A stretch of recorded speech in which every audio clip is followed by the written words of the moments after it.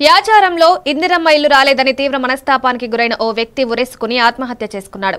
ఈ ఘటన రంగారెడ్డి జిల్లా యాచారం పోలీస్ స్టేషన్ పరిధిలోని చింతపట్ల గ్రామంలో శుక్రవారం తెల్లవారుజామున చోటు చేసుకుంది. దీనికి సంబంధించి సిఐ నందీశ్వరరెడ్డి తెలిపిన కథనం, చింతపట్ల గ్రామానికి చెందిన దొడ్డి అశోక్ అనే వ్యక్తి రాష్ట్ర ప్రభుత్వం అమలు చేసిన ఇందిరమ్మ ఇళ్లకు దరఖాస్తు చేసుకున్నాడు. అతనికి సొంతిల్లు లేకపోవడంతో ఇందిరమ్మ లిస్టులో అతని పేరు సైతం వచ్చింది. కానీ చివర్లో తన పేరు లిస్టులో లేకపోవడంతో తీవ్ర మనస్తాపానికి గురయ్యాడు.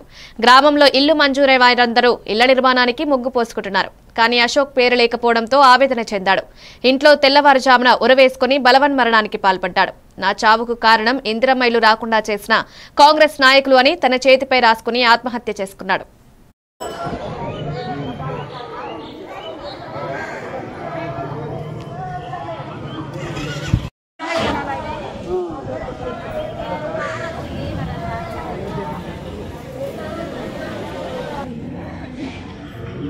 మా డాడీకి ఇల్లు వచ్చిందని చెప్పారు. మళ్ళీ నెల రోజులకు అయినాక ఇప్పుడు రాలేదని చెప్పి మా డాడీ ఇప్పుడు ఇంటికి వచ్చి ఎవరికి తెలియకుండా ఊరేసుకుండు.